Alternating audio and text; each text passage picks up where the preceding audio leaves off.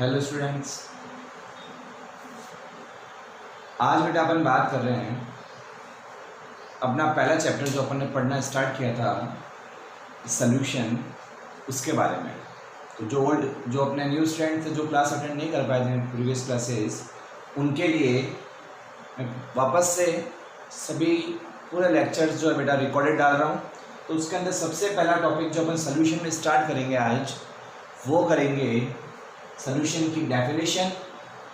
फिर हम पढ़ेंगे सॉल्यूशन के टाइप्स।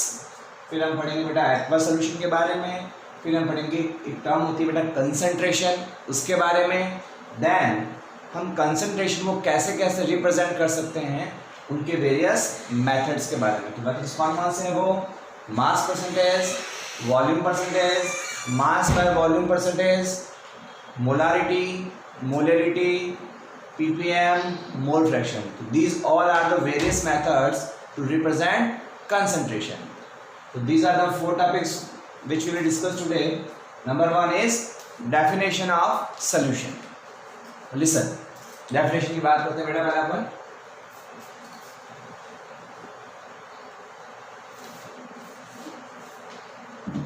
तो ध्यान से सुनिए। पहले मैं बात करता हूँ बेटा सॉल्यूशन के डेफिनेशन की, कि सॉल्यूशन होता क्या है, कैसे मैं डिफाइन करूंगा सॉल्यूशन को, डेफिनेशन क्या बताऊंगा मैं सॉल्यूशन की। तो लिसन, सॉल्यूशन इज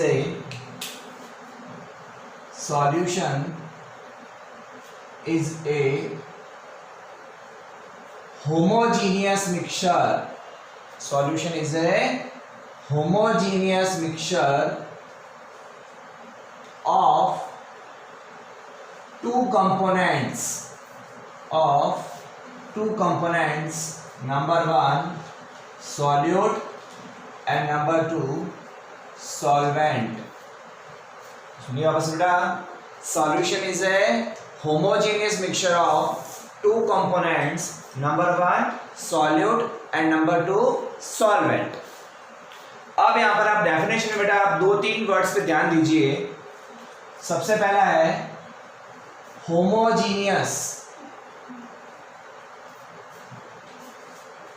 और मिक्सचर और सॉल्यूट और सॉल्वेंट।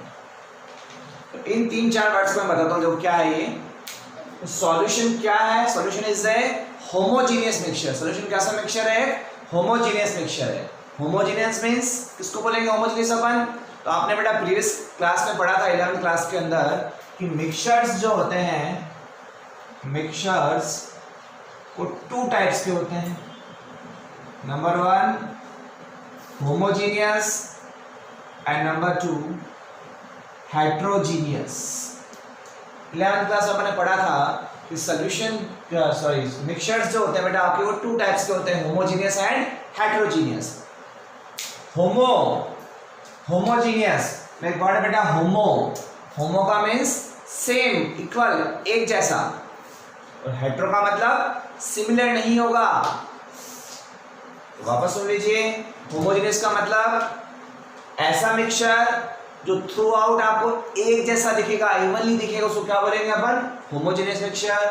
और हेट्रोजीनियस मिक्सचर का मतलब ऐसा मिक्सचर जो पूरा आपको थ्रू आउट एक जैसा नहीं दिखेगा। फॉर एग्जाम्पल, दोनों का एग्जाम्पल लेता हूं मैं, देखो। फॉर एग्जाम्पल एयर, क्या ले रहा हूं एग्जाम्पल में? एयर एक ऐसा मिक्सचर बेटा होमोजीनियस। बिकॉज क्यों? क्योंकि पता है बेटा आपको एयर कैसे बनती है? आपके मिक्सचर ऑफ गैसेस से। किससे बनती है? Mixture of gases. तो ध्यान से सुनिए, एयर के अंदर क्या होती है बेटा? वेरियस गैसेस होती है, तो उसके बहुत सारे कंपोनेंट्स हैं। फिर भी आपको कंप्लीट एयर इवनली एक जैसी दिखेगी। आपको ऐसा नहीं लगेगा कि यहाँ पे ऑक्सीजन ज्यादा है या कार्बन डाइऑक्साइड कम है या ऐसा कुछ महसूस नहीं होगा आपको। मतलब एंटायर एयर का कंपोजिशन एक जैसा ही दिखेगा आपको, तो उसको बोलते हैं होमोजेनियस मिक्सचर। तो air is a mixture of different gases, but वो कैसा है आपका? थ्रू आउट एयर कैसी है? एक जैसी दिखेगी आपको। दूसरा बात करता हूं मैं हेट्रोजीनियस की। फॉर एग्जाम्पल, अगर मैं एक कंटेनर में वाटर लेता हूं और उसके अंदर डस्ट डाल देता हूँ, डस्ट यानी क्या बोलते, स्टोन डाल देता हूँ। तो जब मैं वाटर में स्टोन डालूंगा तो इन दोनों को मिक्स करने के बाद में भी क्या होगा, आपको वाटर अलग दिखेगा और स्टोन्स अलग दिखेंगे। इसका मतलब ये हुआ कि स्टोन और वाटर को मिक्स करने के बाद में भी इनका कंपोजिशन एक जैसा नहीं हुआ है।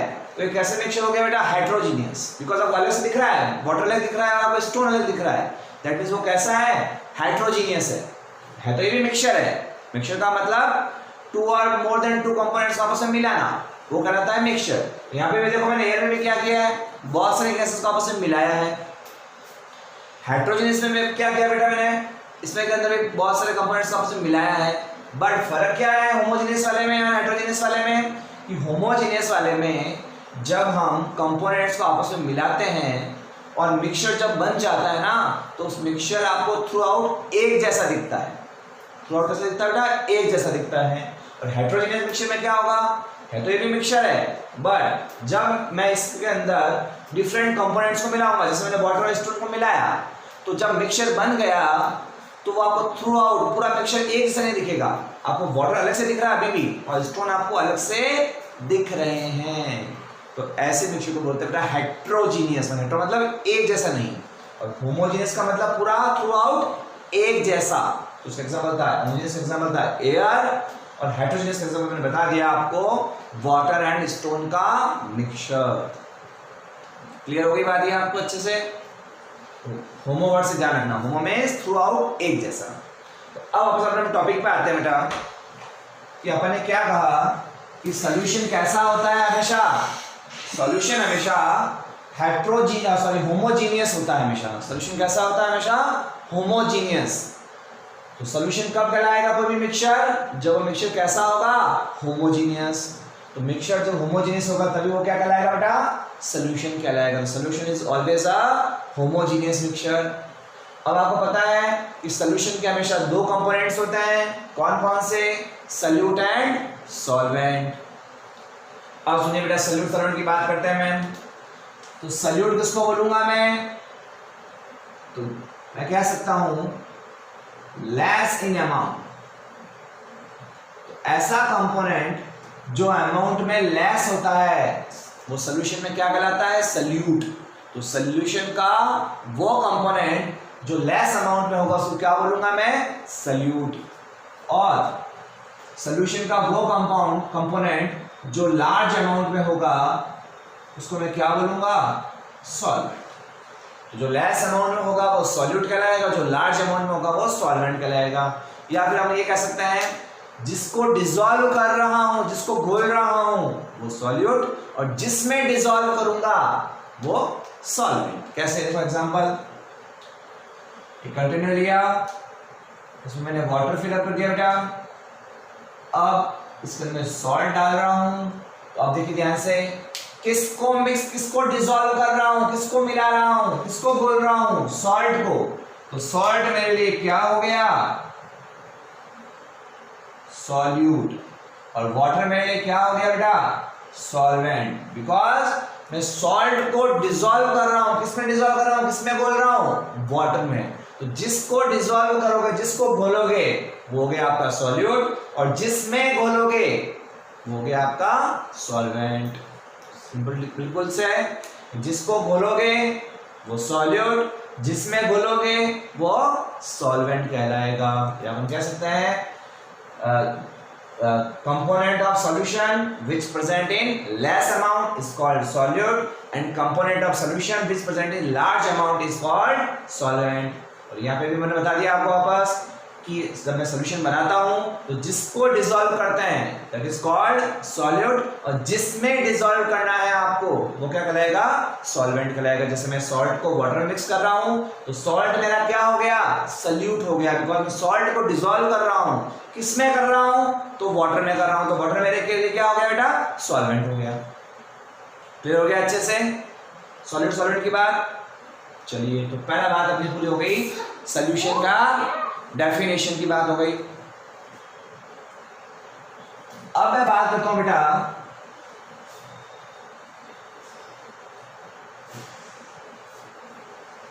सॉल्यूशन के टाइप्स। तो सॉल्यूशन कितने टाइप्स का होता है। अब मैं बात करता हूं सॉल्यूशन के टाइप्स की, तो ध्यान से देखिएगा। तो सॉल्यूशन जो होता है बेटा वो 9 टाइप्स का हो सकता है। कौन कौन सा?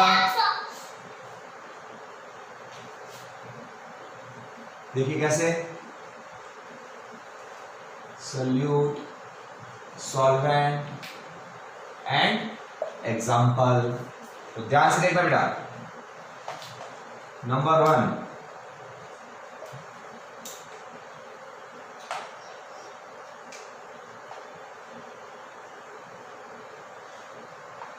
में लिख रहा हूं ऐसा सॉल्यूशन जिसके अंदर सॉल्यूट तो बन जाए सॉलिड स्टेट वाला और सॉल्वेंट भी क्या है सॉलिड के अंदर। दूसरा कैसा हो सकता है, सॉल्यूट चेंज कर दिया मैंने, बना दिया लिक्विड और सॉल्वेंट मेरा अभी भी क्या है सॉलिड ही है।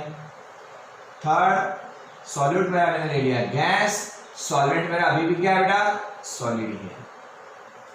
फोर्थ, और इसका मैं सॉल्वेंट चेंज कर देता हूं, सॉल्वेंट मेरा है लिक्विड, सॉल्वेंट भी मेरा क्या है बेटा लिक्विड। सॉल्यूट मेरा हो गया गैस, सॉल्वेंट मेरा क्या है बेटा लिक्विड। सॉल्यूट मेरा हो गया सॉलिड, सॉल्वेंट मेरा क्या है बेटा अभी भी लिक्विड। अब मैं सॉल्यूट वापस चेंज करता हूं, सॉल्यूट मेरा है गैस, सॉल्वेंट मेरा क्या है वो भी गैस। सॉल्यूट मेरा हो गया सॉलिड, सॉल्वेंट मेरा अभी भी क्या है बेटा गैस।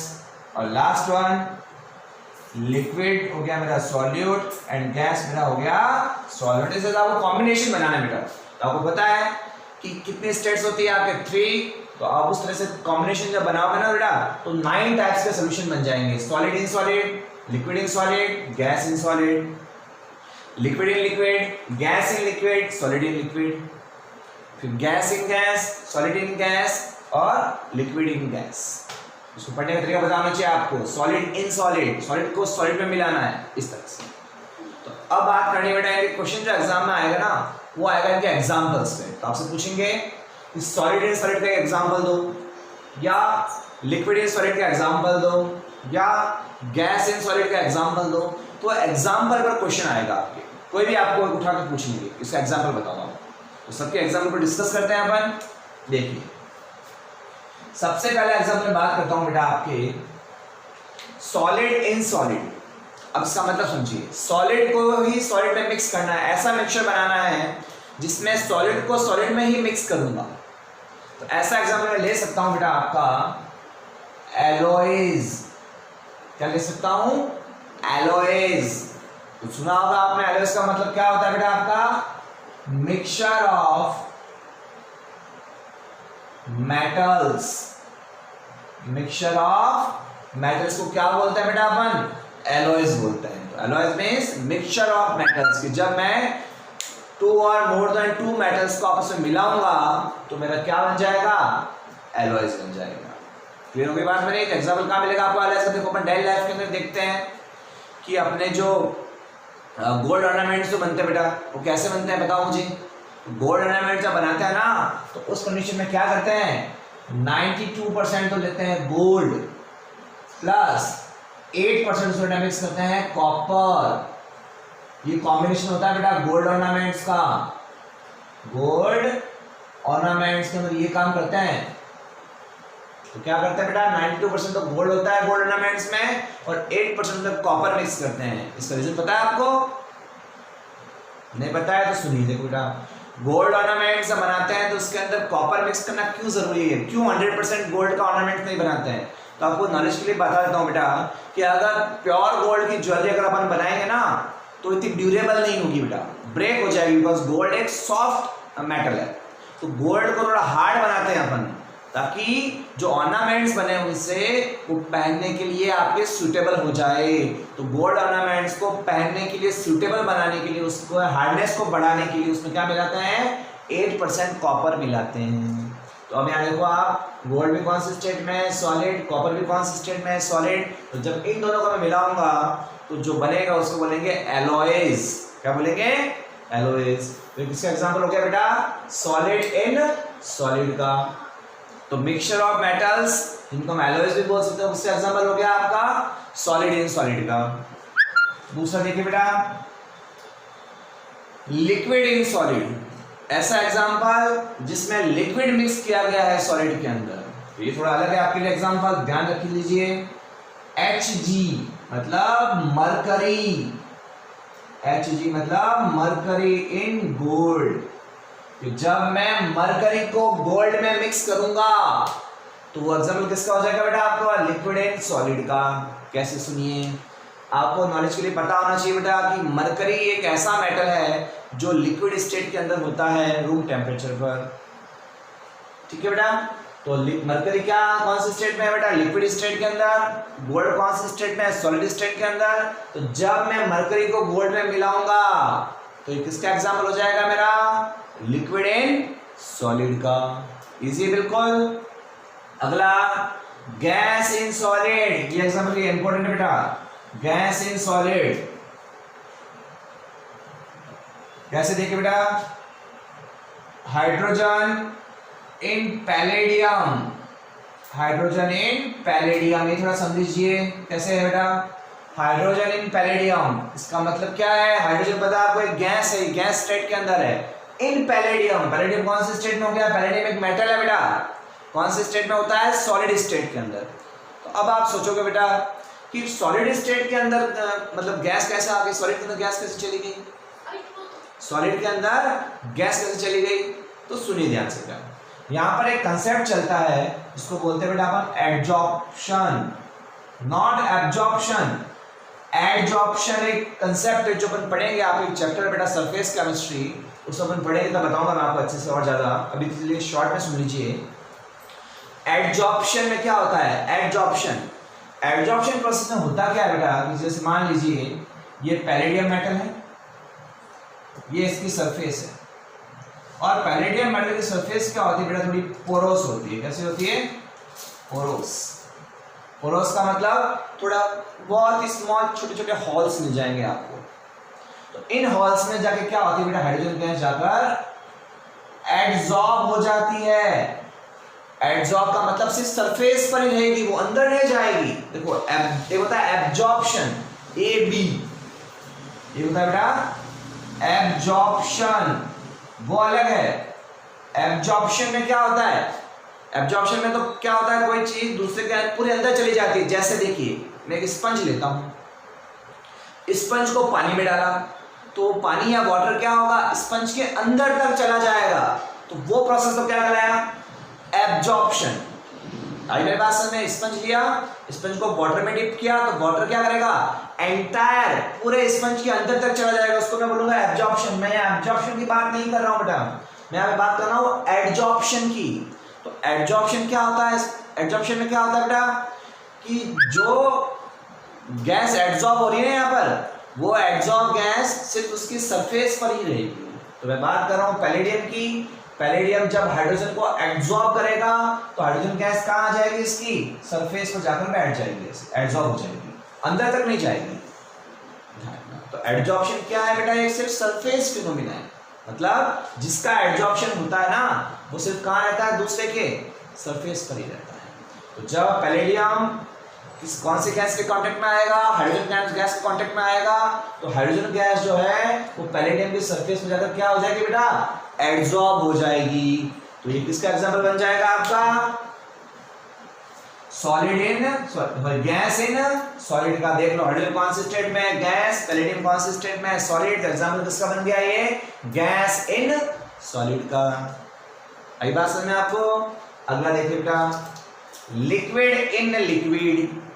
लिक्विड इन लिक्विड का मतलब ऐसा मिक्सचर जिसमें सॉल्यूट भी लिक्विड और सॉल्वेंट भी लिक्विड, मतलब जिन दो कंपोनेंट को मैं आपस में मिला रहा हूं तो दोनों कौन से स्टेट में है बेटा? लिक्विड स्टेट के अंदर। एग्जांपल देखिए इसका,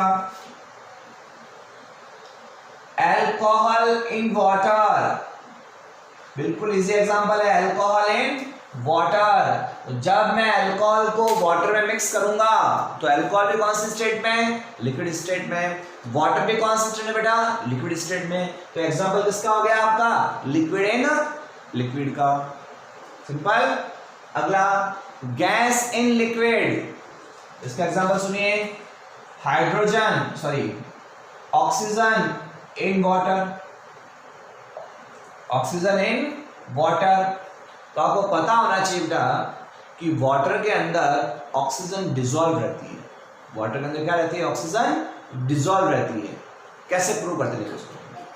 जो एक्वाटिक एनिमल्स होते हैं या ऐसे एनिमल जो वाटर में रहते हैं बेटा, तो वो अपनी ब्रीथिंग के लिए ऑक्सीजन कहाँ से लाते हैं? तो बार बार बाहर थोड़ी आएंगे वो।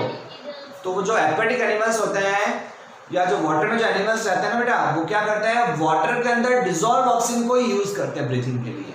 तो जो एक्वाटिक एनिमल्स का मतलब जो वाटर के अंदर रहते हैं, तो जो एक्वाटिक एनिमल्स होते हैं वो अपनी ब्रीथिंग के लिए जो वाटर में डिसॉल्व ऑक्सीजन होती है ना बेटा, उसी को यूज करते हैं। तो एक इसका एग्जांपल हो गया O2 इन वाटर।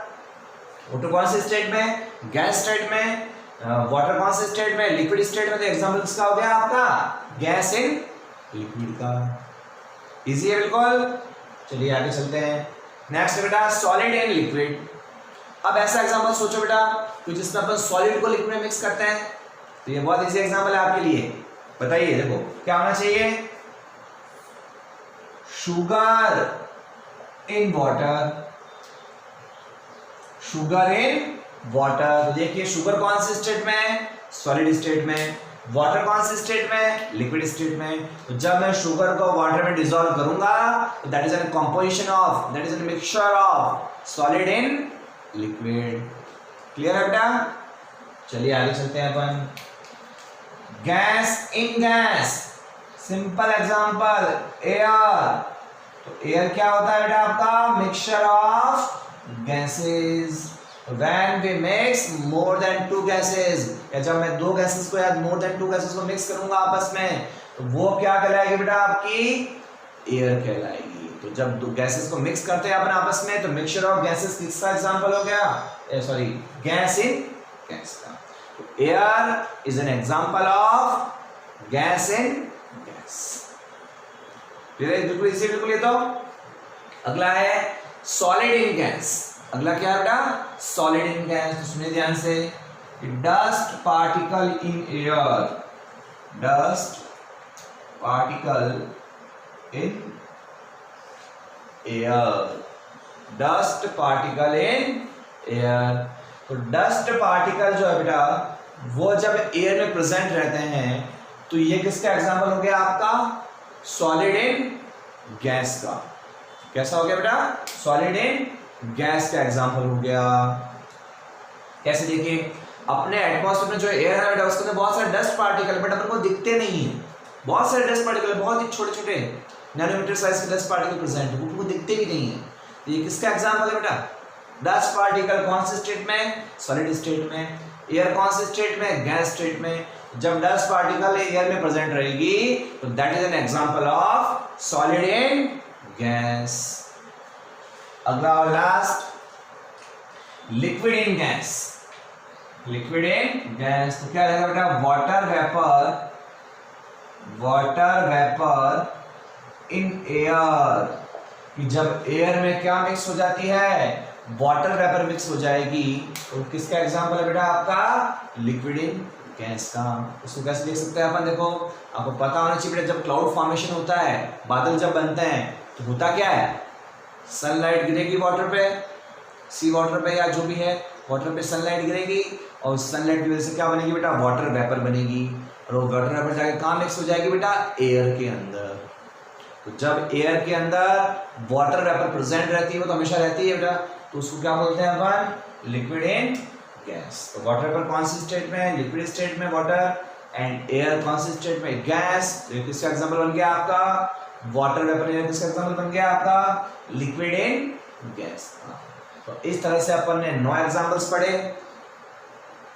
ये एग्जाम में आपके आ सकता है, तो कोई भी एग्जांपल उठा के आपसे पूछ सकते हैं। बताओ लिक्विड इन लिक्विड का एग्जांपल क्या है, गैस इन गैस का एग्जांपल क्या है, या सॉलिड इन गैस का एग्जांपल क्या है। तो इस तरह से आप कोई भी एग्जांपल पूछ सकते हैं। क्लियर होगी बात बेटा? ये अपना आज का दूसरा टॉपिक कंप्लीट हुआ, क्लासिफिकेशन ऑफ सॉल्यूशन या टाइप्स ऑफ सॉल्यूशंस। तो 9 टाइप्स के हो गए बेटा।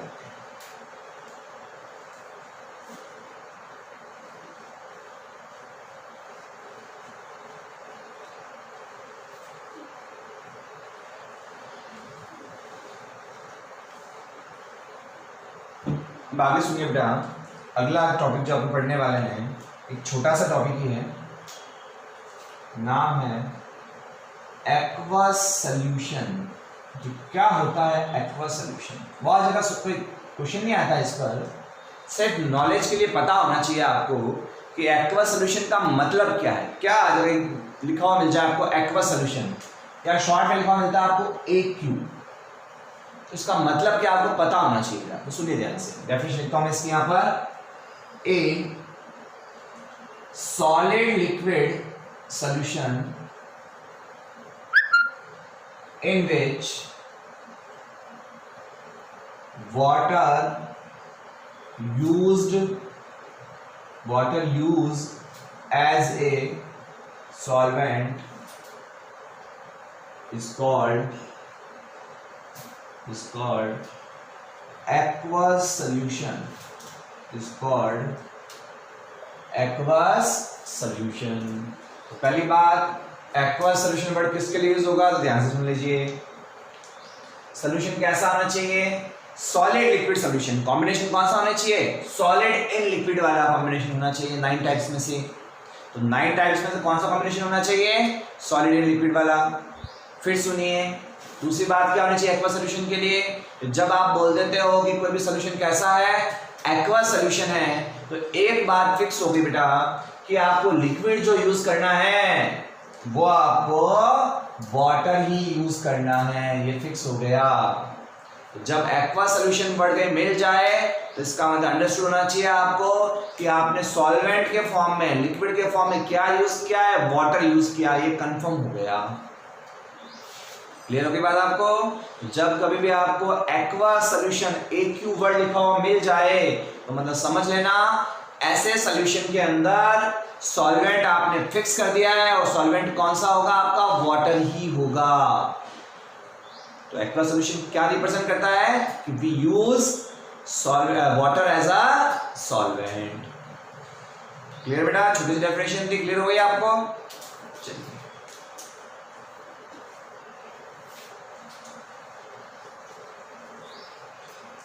अब बेटा डेफिनेशन है आपके concentration.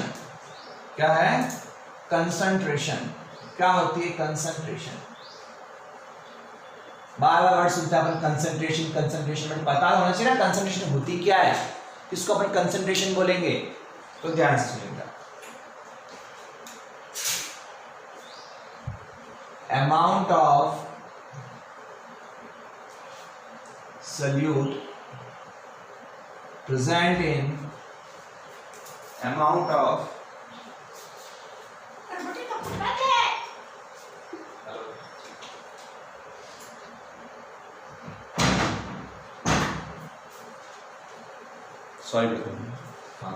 amount of solute present in a certain amount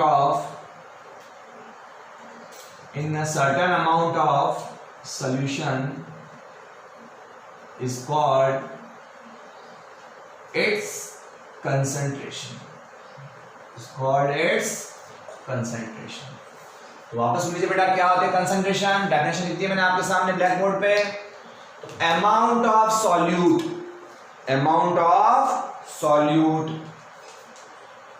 present in A certain amount of solution is called its concentration। तो बेटा देखो, कंसंट्रेशन की जब बात आती है ना, तो एक बात ध्यान रखना हमेशा कि कंसंट्रेशन हमेशा सल्यूट के रेस्पेक्ट में बताते हैं। किसके रेस्पेक्ट में बताते हैं? सल्यूट के रेस्पेक्ट में बताते हैं। मतलब कि कंसंट्रेशन जो हमेशा किसके अमाउंट को बताती है? आपके सल्यूट के अमाउंट को बताती है। ठीक है? और कंसंट्रेशन किसकी होती है? आपके सॉल्यूशन की होती है। तो अपन जब बात करते हैं कि इस सॉल्यूशन की कंसंट्रेशन इतनी है, इसका मतलब क्या है कि वो किसके अमाउंट को शो करेगी? आपके सॉल्यूट के अमाउंट को शो करेगी। कैसे? एग्जांपल सुनिए। देखो, मैंने बोला एक सॉल्यूशन है A जिसकी कंसंट्रेशन है 20%। एक सॉल्यूशन है बेटा A जिसकी कंसंट्रेशन है 20%, और सॉल्यूशन का अमाउंट है आपका 100 ml। सॉल्यूशन कितना ml का है बेटा? 100 ml का सॉल्यूशन है, और उसकी कंसंट्रेशन कितनी है? 20%। तो अब मैंने आपको क्या कहा कि सॉल्यूशन क्या रिप्रेजेंट करता है? सल्यूट के अमाउंट को रिप्रेजेंट करता है। तो कंसंट्रेशन कितनी है इसकी 20%। इसका मतलब ये हुआ कि जितना भी सोल्यूशन है ना उसका 20% उसमें क्या है, सल्यूट है। समझे मेरा बात आप? मैंने ये कहा कि कंसंट्रेशन क्या शो करती है बेटा, तो सल्यूट के अमाउंट को। क्लियर? यहां कंसंट्रेशन कितनी है सोल्यूशन की 20%। इसका मतलब क्या हुआ कि जितना भी सोल्यूशन है उसका 20% क्या है मेरा, रिप्रेजेंट अमाउंट ऑफ सॉल्यूट। तो कितना कंसंट्रेशन है बेटा 20%। इसका मतलब जितना भी मेरा सोल्यूशन है ना उसका 20% क्या है मेरा, सल्यूट। तो 100 ml यहाँ पर टोटल अमाउंट दे रखा है सोल्यूशन का, तो 100 ml का 20% मतलब कितना हो गया 20 ml मेरा क्या है, सल्यूट। तो समझ आ गया डायरेक्टली आपको?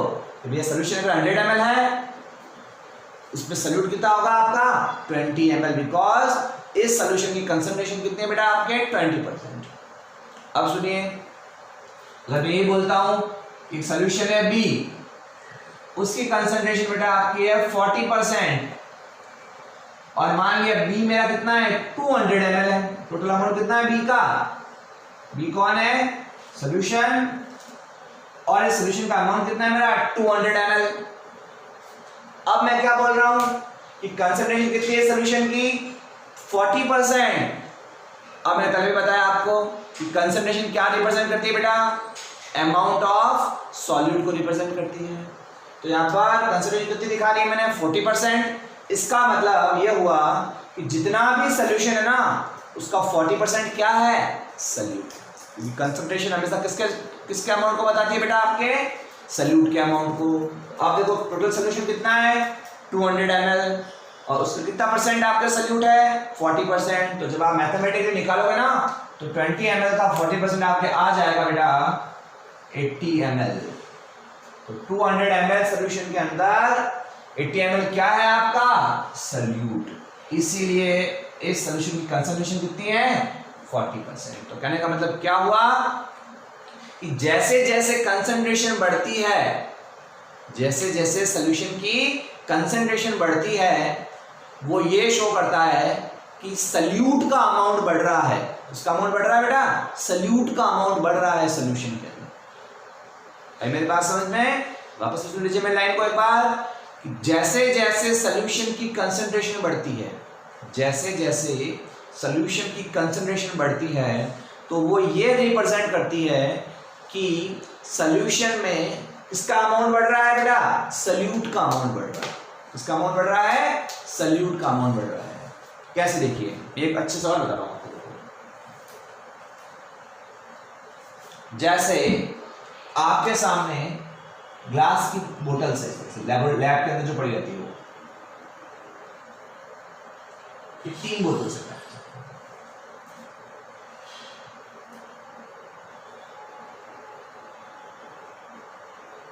ये आपके पास में लैब के अंदर 3 बोतल्स है।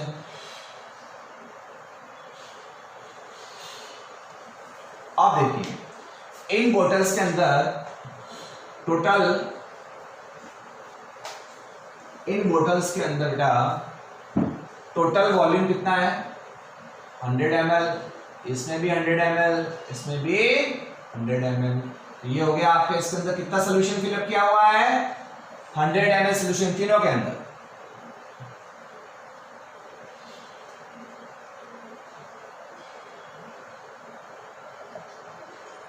तीनों में 100 ml सोल्यूशन है, बट तीनों पे बेटा लेबल अलग अलग लगा हुआ है। इस पर लेबल लगा हुआ है 30% कंसंट्रेशन का, इस पर लेबल लगा हुआ है बेटा 40% कंसंट्रेशन का, और इस पर लेबल लगा हुआ है बेटा 45% कंसंट्रेशन का। क्लियर? तो अब बताइए मुझे कि इन तीनों में डिफरेंस क्या है, इन तीनों में डिफरेंस क्या है, और तीनों के अंदर सल्यूट कितना कितना है। तो सुनिए, अब मैंने क्या कहा आपको, कंसंट्रेशन हमेशा क्या बताती है, सल्यूट के अमाउंट को। टोटल सोल्यूशन कितना है यहाँ पर 100 ml, कंसंट्रेशन कितनी है बेटा 30%, तो 100 का 30% क्या हो गया? 30 ml। क्या हो गया मेरा? सल्यूट। मैंने आपको पहले भी कहा था कि कंसंट्रेशन हमेशा किसके अमाउंट को बताती है? सल्यूट के अमाउंट को। तो टोटल अमाउंट कितना है? 100, उसका 30% मेरा क्या हो गया? सल्यूट हो गया, मतलब 30 ml। इसी तरह से मैं बोतल बी की बात करूं तो बोतल बी के अंदर टोटल वॉल्यूम कितना है? 100 ml। टोटल सोल्यूशन कितना है? 100 ml। उसका 40% कंसंट्रेशन है। इसका मतलब ये हुआ कि 100 ml का 40% मेरा क्या है? सल्यूट। तो कितना ml हो गया बेटा? 40 ml। क्लियर? फिर नेक्स्ट आ जाते हैं बोतल सी के अंदर। बोतल सी का भी टोटल वॉल्यूम कितना है बेटा? 100 ml। कंसंट्रेशन कितनी है बेटा? 45%। इसका मतलब क्या हुआ कि इस सॉल्यूशन में 45% मेरा क्या है? सल्यूट है। तो 100 का 45% मेरा क्या हो गया? 45 ml मेरा क्या हो गया? सल्यूट। और बाकी जो बचा है वो मेरा क्या हो जाएगा? सॉल्वेंट। इसमें सॉल्वेंट कितना हो गया? देखो 100 में से 30 सल्यूट हो गया तो 70 ml हो गया सॉल्वेंट। इसमें 60 ml हो गया सॉल्वेंट। इसमें 55 ml हो गया मेरा सॉल्वेंट। तो इस तरह से अगर आपको कंसंट्रेशन पता है और टोटल सोल्यूशन का वॉल्यूम पता है बेटा, तो आप किसी भी सोल्यूशन के अंदर सल्यूट कितना है वो पता लगा सकते हो। तो कुल मिला के एक लाइन में सुन लीजिए बेटा कि कंसंट्रेशन हमेशा किसी भी सोल्यूशन की कंसंट्रेशन हमेशा उस सोल्यूशन में सल्यूट के अमाउंट को डिस्क्राइब करती है। क्या शो करती है बेटा? वो सल्यूट के अमाउंट। जितनी कंसंट्रेशन है मतलब उसमें सल्यूट उतना है। 40% कंसंट्रेशन सोल्यूशन की मतलब उसमें 40% क्या है? सल्यूट है। बाकी बचा जो क्या है? सॉल्वेंट। क्लियर हो गई बात आपको? बेटा सुन लीजिए, आज अपन ने क्या क्या पढ़ा? सॉल्यूशन की डेफिनेशन पढ़ी अपन ने, सॉल्यूशन के क्लासिफिकेशन टाइप्स पढ़े अपन ने 9 टाइप्स के, उनके एग्जांपल पढ़े। फिर अपन ने पढ़ा एक्वस सॉल्यूशन, उसकी डेफिनेशन बताई मैंने आपको। फिर मैंने आपको बताया कि कंसंट्रेशन क्या होती है, उसकी डेफिनेशन मैंने आपको आज बताई। अब बेटा जब आगे पढ़ेंगे ना कल की क्लास में, तो अब क्या पढ़ेंगे? सुनिए, बस 5 मिनट बता देता हूँ आपको। कल अपन पढ़ेंगे कि कंसंट्रेशन तो ठीक है, अब कंसंट्रेशन को भी रिप्रेजेंट करने के अलग अलग तरीके हैं। There are different ways to represent concentration. For example, जैसे मेरा बॉडी वेट 80 kg है। मेरा बॉडी वेट कितना है बेटा? 80 kg है। तो क्या मैं अपने बॉडी वेट को केजी में रिप्रेजेंट कर सकता हूँ क्या? जरूरी थोड़ी ना है। मैं अपने बॉडी वेट को ग्राम में भी रिप्रेजेंट कर सकता हूँ, मैं अपने बॉडी वेट को क्विंटल में भी रिप्रेजेंट कर सकता हूँ, मैं अपने बॉडी वेट को टन में भी रिप्रेजेंट कर सकता हूँ। तो वो एक अलग तरीका हुआ कि नहीं हुआ? एक और एग्जांपल सुन लीजिए। जैसे अपन बात करते हैं बेटा टेम्परेचर की, तो टेम्परेचर को अपन कैसे कैसे रिप्रेजेंट कर सकते हैं? केल्विन में, डिग्री सेल्सियस में, फ़ारेनहाइट में। तो ये सब क्या है? टेम्परेचर की अलग अलग यूनिट्स है, मतलब अलग अलग तरीके हैं टेम्परेचर को रिप्रेजेंट करने के। उसी तरह से बेटा कंसंट्रेशन को भी रिप्रेजेंट करने के डिफरेंट डिफरेंट तरीके हैं। वो तरीके कौन कौन से हैं? तो mass percentage, volume percentage, mass by volume percentage, ppm, ppm का मतलब पार्ट्स पर मिलियन, ये आपने 11th में पढ़े थे, मोलारिटी, मोलरिटी और मोल फ्रैक्शन। तो ये सब तरीके हैं, ये सभी के सभी किसको रिप्रेजेंट करते हैं? ये कंसंट्रेशन को ही बताते हैं, बट डिफरेंट तरीके हैं कंसंट्रेशन को शो करने के। एक बात समझ में आपको? बता दें सभी कंसंट्रेशन को, ये बड़ी डिफरेंट डिफरेंट वेज है बताने के। तो आज की क्लास में बेटा इतना ही रखते हैं। कल अपन स्टार्ट करेंगे कंसंट्रेशन के डिफरेंट तरीकों के बारे में बात करेंगे अपन, उनके ऊपर न्यूमेरिकल्स कैसे बनता है उनकी बात करेंगे, ठीक है ना? ओके, आज के लिए इतना ही। गुड इवनिंग, कल मिलते हैं अपन।